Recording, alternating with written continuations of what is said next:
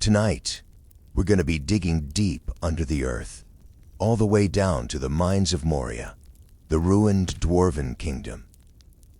Honestly, there's so many iconic moments from The Lord of the Rings. But I think for me, nothing's really defined fantasy as much as the part where the Fellowship enters the mines, and that whole sequence leading up to the showdown between Gandalf and the Balrog. So to start off, we'll be doing a lore dive into the history of Moria and the dwarves who lived there, the origins of the Balrogs, and how it all ties together.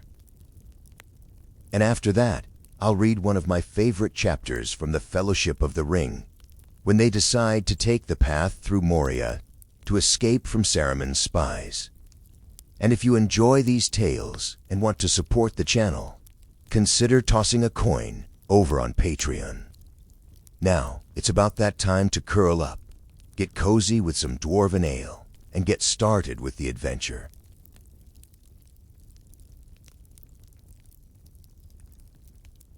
Long before it was called Moria, it had a much grander name, Khazad-dûm, and it was the crown jewel of dwarven craftsmanship, the heart of their entire civilization.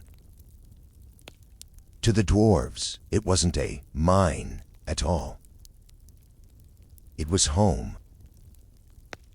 But if we want to understand how this all started, we have to go back, way back, to the very beginning of dwarven history. And that means talking about Durin the Deathless. Durin was the first of the 7 dwarven fathers. And unlike his brethren, he didn't die. Not really. The dwarves believed that his spirit was reincarnated in his descendants. Each time a new Durin was born, it was said to be the same soul returning to lead his people.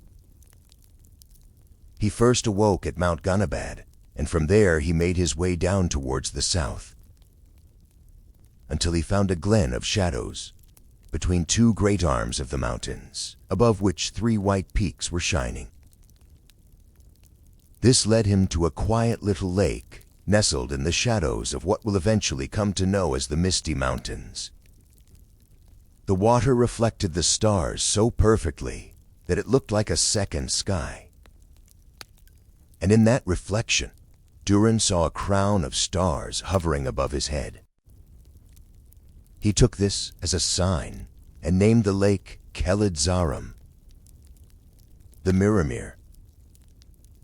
He even called the 3 peaks he'd seen as the Redhorn, the Silvertine, and Cloudyhead. Durin then chose the caves above the lake, the ones that faced towards the east, as the earliest foothold for his new dwarven kingdom. Over time, his descendants would carve a stone monolith with runes, calling it Durin's Stone. And it stood in the same spot where he'd first looked into the Mirrormere.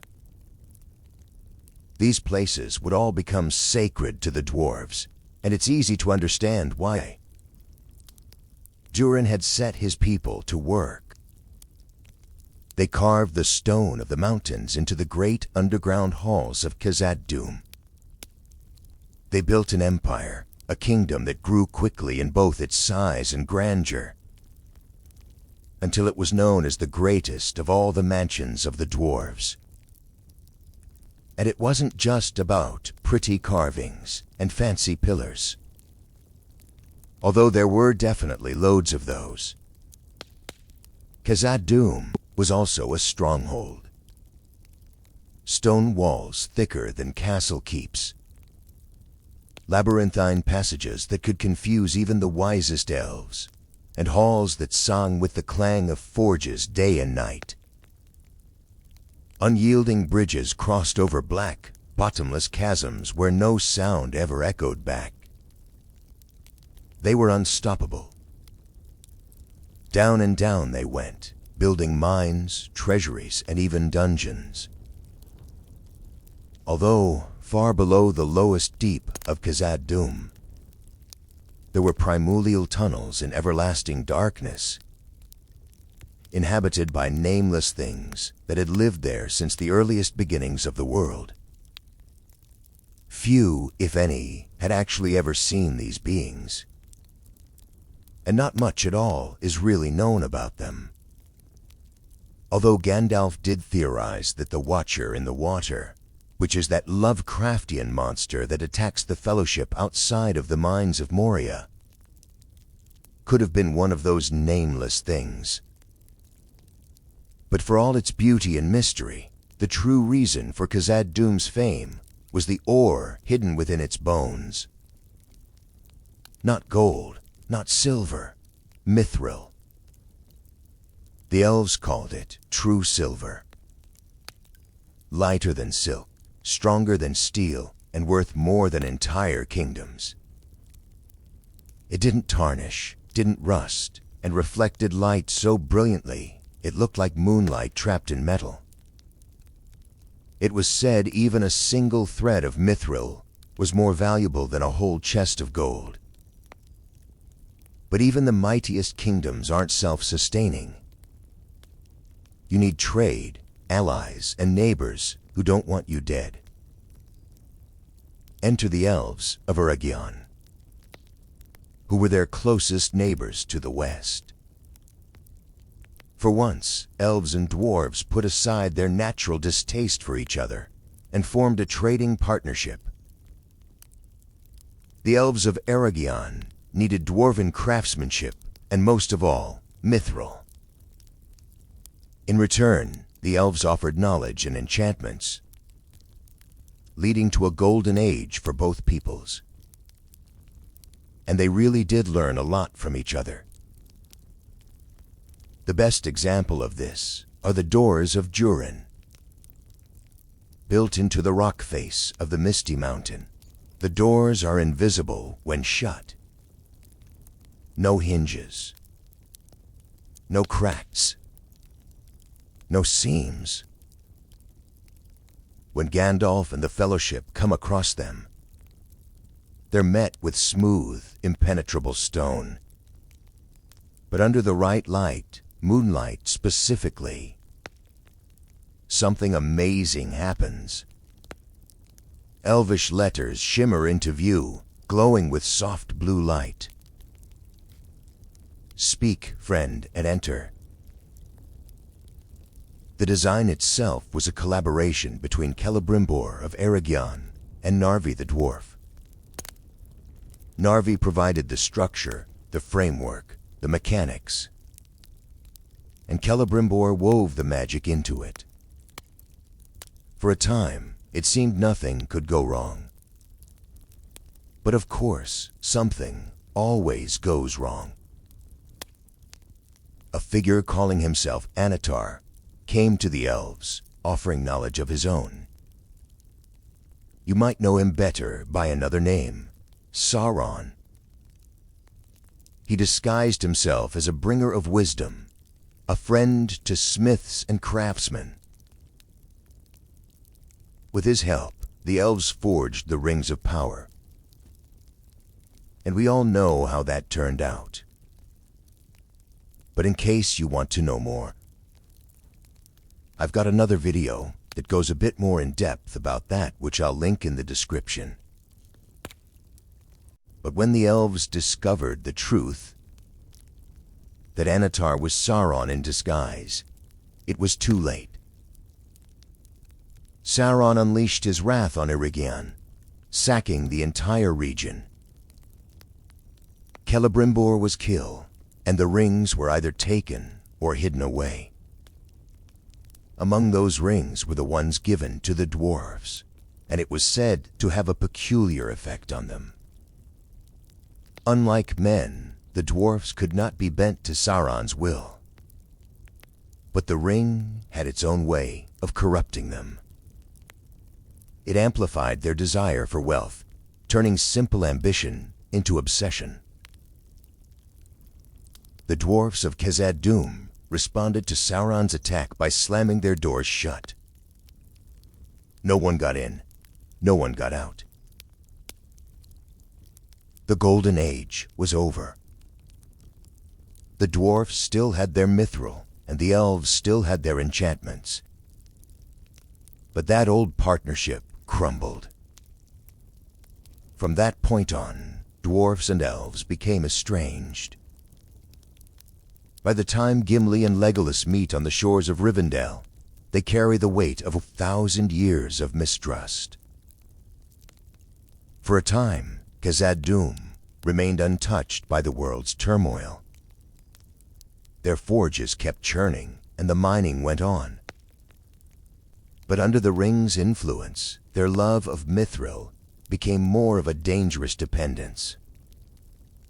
So they dug deeper, deeper than ever before. And as the old saying goes, he who digs for treasure should beware of what lies beneath. It wasn't sudden, like a cavern.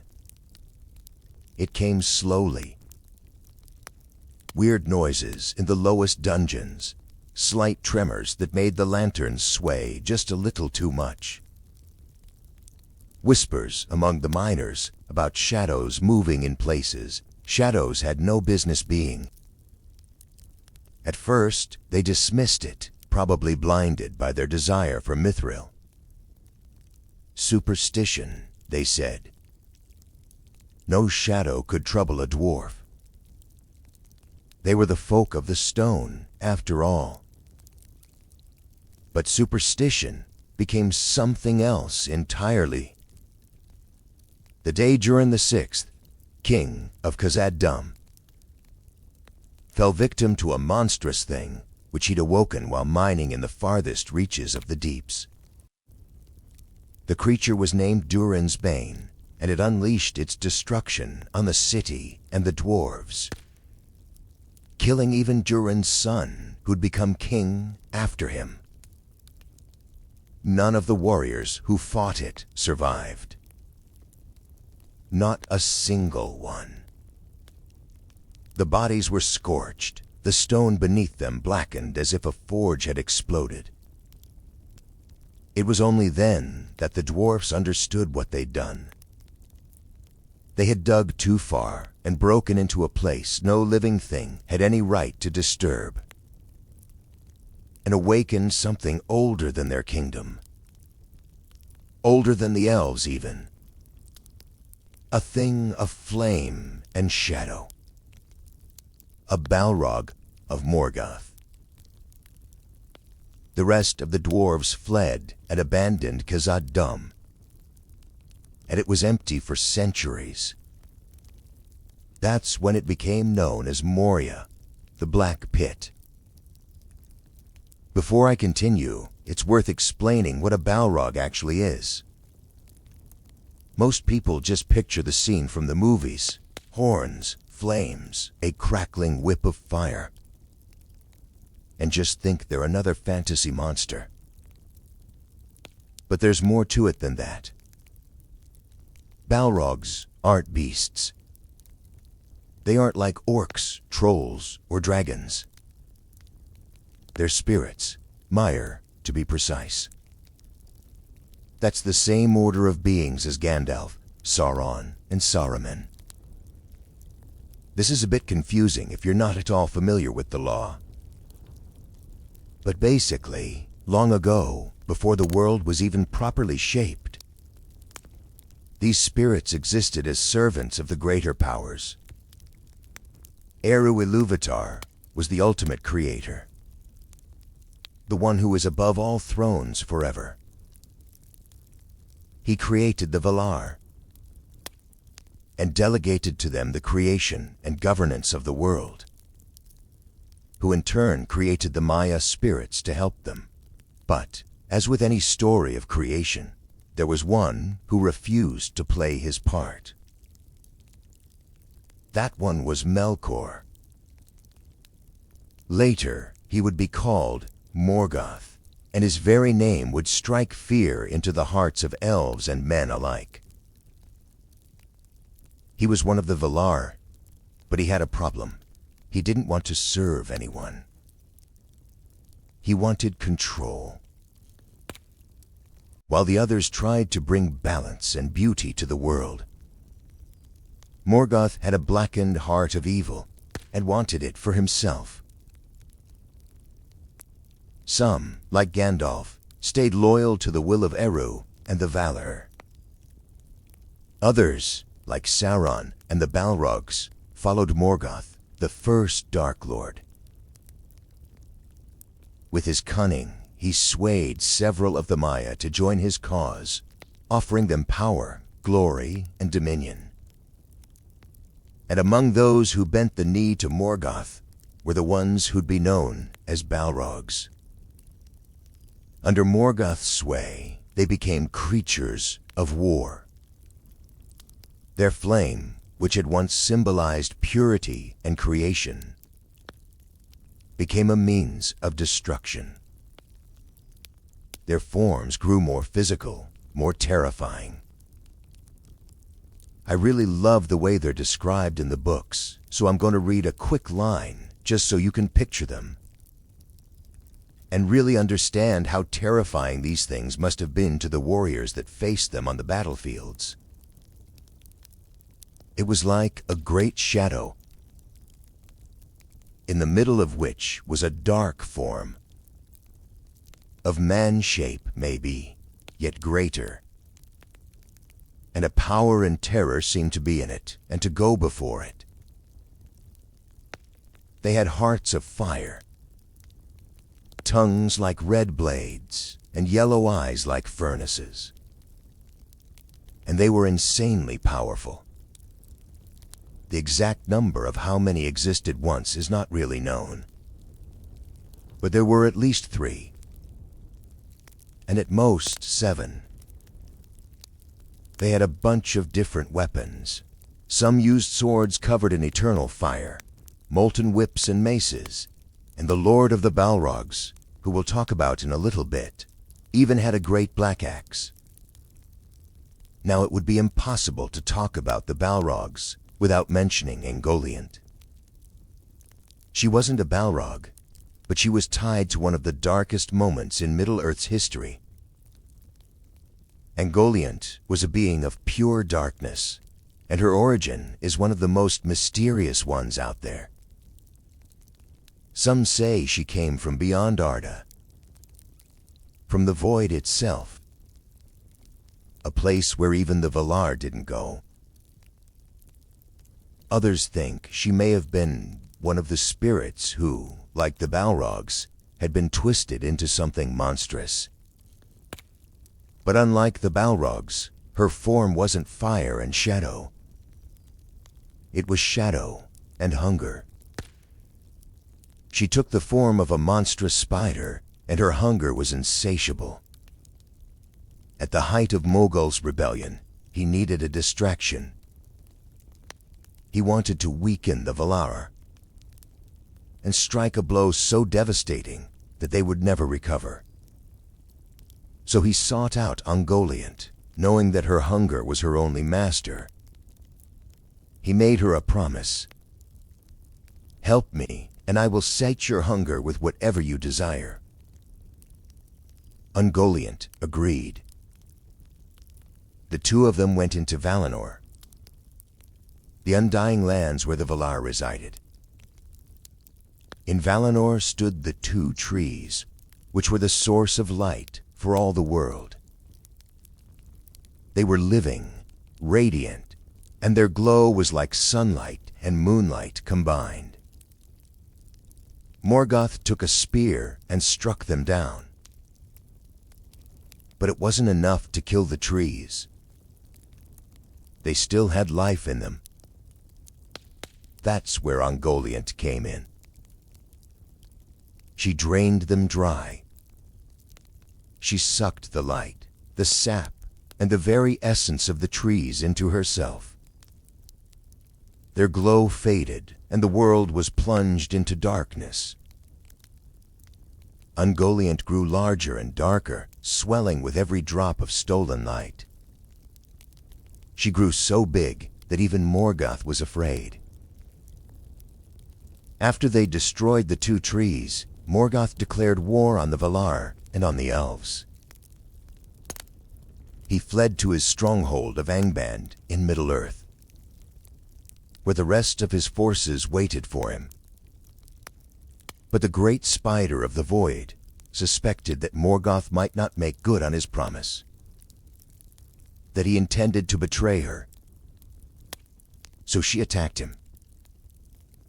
She wrapped him in her webs, trapping him in an endless cocoon of gloom. Morgoth let out such a terrible cry of pain that the Balrogs hibernating under Angband heard him and came to help their master. They fought off her webs with whips of flame, freeing Morgoth. Just to give you an idea of how strong these creatures are, a small handful of Balrog were able to defeat and chase away a gigantic being of the void. It's said she ran off into the far corners of the world, hiding in the dark places where her descendants, like the great spider Shelob, would later dwell. Morgoth stopped the Balrog from pursuing her, and they returned to Angband, waiting for their next set of orders. They took part in basically every major battle of the First Age. If you saw a Balrog on the battlefield, you knew it was over. These weren't enemies you fought. They were enemies you survived, if you were lucky, of course. One of the most famous encounters with a Balrog came during the fall of Gondolin. Gondolin was an elven city hidden so well that Morgoth himself didn't know where it was for centuries. But once he learned its location, he threw everything he had at it. His forces stormed the gates, and among them was one of the mightiest Balrogs of them all, Gothmog, Lord of the Balrogs. He's the one who killed Feanor, one of the greatest elves to ever live, during the battle under the stars. And Gondolin fell. It was Gothmog who led the assault. He rode on the back of a dragon to the hidden city, and it was he who struck down Icthalion, another one of the elf's finest warriors. But in that battle, the elf didn't go down alone. He drove his spiked helmet straight into Gothmog's chest, and both of them fell into the Fountain of the King. The water extinguished Gothmog's flame, killing him for good. It's a rare thing to see a Balrog killed, but it can be done. It just takes a warrior brave and desperate enough to face them head-on. At the end of the First Age, as a final effort to defeat Morgoth, the Valar sent a host to Middle-earth in what became known as the War of Wrath. It really did seem like the end times. Mountains crumbled. The land itself shifted. But ultimately, Morgoth was beaten, bound, and cast into the void. His fortresses were destroyed, and his armies were scattered. But not every Balrog was killed. Some managed to get away. They retreated into the deepest, darkest places they could find. Caverns and chasms so far below the surface that it wouldn't be until the year 1980 of the Third Age when one was discovered again. And that brings us back to the Balrog that the dwarves of Khazad-dûm had awoken. The one they call Durin's Bane. After the dwarves left, Moria became a stronghold of evil,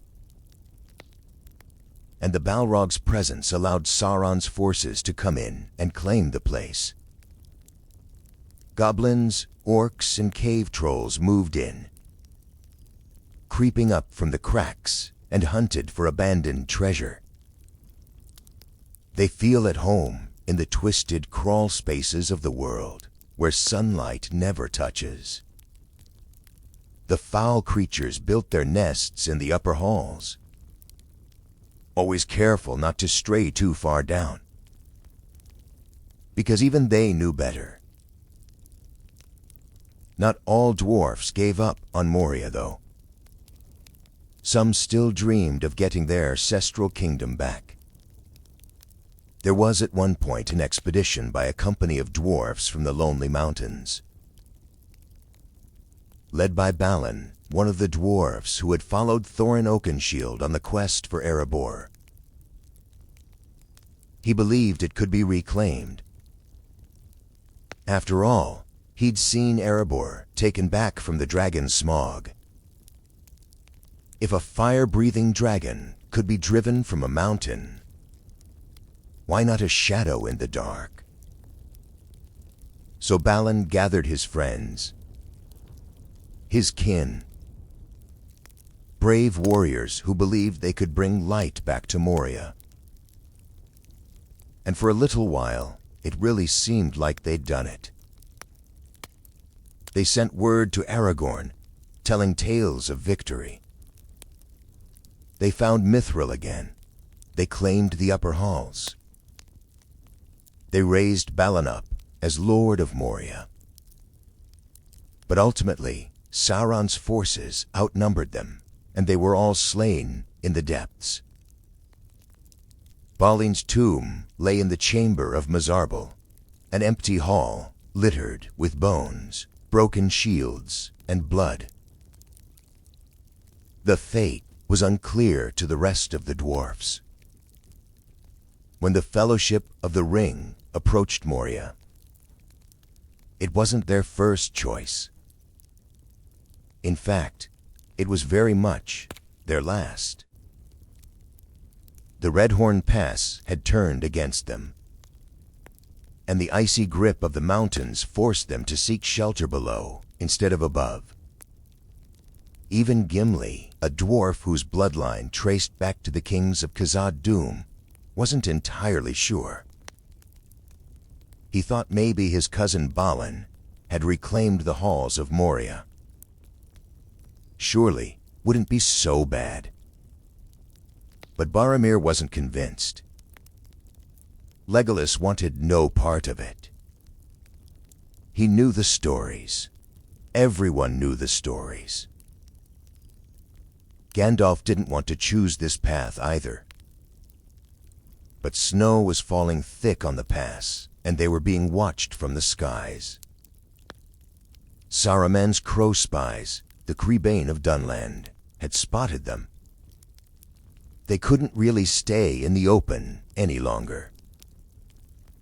The way under the mountain was the only way forward. The entrance to Moria, also known as the West Gate, was not really a hidden passage or a secret in the traditional sense. It was built into the side of the Misty Mountains. By day, it just looked like a blank wall of unbroken rock. But under the light of the moon, its true design was revealed. The outline of a hammer and anvil representing dwarven craftsmanship was paired with a crown and 7 stars. A reference to Durin, the first of the dwarves' 7 fathers. Above all of this was an inscription that translated to "The Doors of Durin, Lord of Moria. Speak, friend, and enter." The phrase is a riddle. It looks like a type of invitation, but it is, in fact, a literal instruction. The Elvish word for friend is melon, and when spoken aloud, it triggers the mechanism to open the doors. Like I touched on earlier, this design really was the culmination of the peaceful and cooperative relationship that once existed between the dwarfs and their elvish neighbors. When the Fellowship of the Ring arrived at the West Gate, they struggled to open it. Gandalf, who was really well versed in ancient languages and spells, tried numerous incantations and passwords, thinking it required a secret phrase or spell. After several failed attempts, Frodo realized the simplicity of the riddle and suggested that the inscription was literal. So Gandalf spoke the word in Elvish. The doors shifted and the stone parted, revealing the entrance to Moria. But before they could go in, something disturbed the still, unnaturally dark pool by the gate. Just the sight of the water made Frodo feel uneasy. They were being stalked by the Watcher in the water. If you've seen the movies, you know how scary this next bit is. But personally, I find the book's more vague description of it even more terrifying. There's always something more dreadful about a creature whose full form is unknowable. A terror so vast that you can only fathom parts of it. Once the west gate opened, the creature attacked. It lashed out with a long, slimy tentacle and seized Frodo by the leg, dragging him toward the water. The Fellowship fought it back, slashing at the tentacle to release Frodo, which only made the Watcher angrier and caused 20 more tentacles to rise from the surface. Gandalf ordered them to go in past the doors to escape. And when they did that, the Watcher grabbed hold of the stone doors and yanked them shut, trapping the Fellowship in there. So retreat was definitely not an option anymore. I still don't really know what sort of creature it is. Definitely not from the void, and I doubt it's one of Sauron's servants. It's probably just as Gandalf had thought. One of the oldest beings, in the deepest places where the roots of the world grow. The Fellowship walked through the ruins of the once great kingdom, past many great halls. Eventually, they'd get to the chamber of Mazabal, where Gimli learned of the Dwarven expedition's tragic fate. When Sauron's forces learned of their presence, they were chased and attacked through the mines until they reached the bridge of Khazad-dûm, where the Balrog had come up from the depths and stood in their way. Gandalf confronted the creature, biding time for the others to get away. The two of them fought on the bridge before falling together into the abyss. The rest of the Fellowship made it out of Moria, into the Dimril Dale. We do eventually find out that Gandalf and the Balrog Durin's Bane both survived their fall. They fell for a long time and landed in a swampy lake at the bottom of the chasm. Gandalf said it was cold as the tide of death, and almost froze his heart. He followed and chased the Balrog as it fled through the tunnels filled with horrors, and up the endless stair, which was an impossibly tall spiral that went all the way from the roots of Moria to the Silvertine, one of the Misty Mountain's tallest peaks. It's here that the actual final battle took place. Gandalf killed the Balrog for good before succumbing to his own wounds from the fight. The entire battle between them had lasted around 10 days from start to finish. But he was brought back to life and sent again to the mortal lands by Uriu, this time as Gandalf the White. His part in the quest of the ring was not yet over. But with the Balrog out of the way, once and for all, it was finally time for the dwarves to get back their kingdom of Khazad-dûm. And that's exactly what they did after the War of the Ring at the end of the Third Age. A few centuries later, they would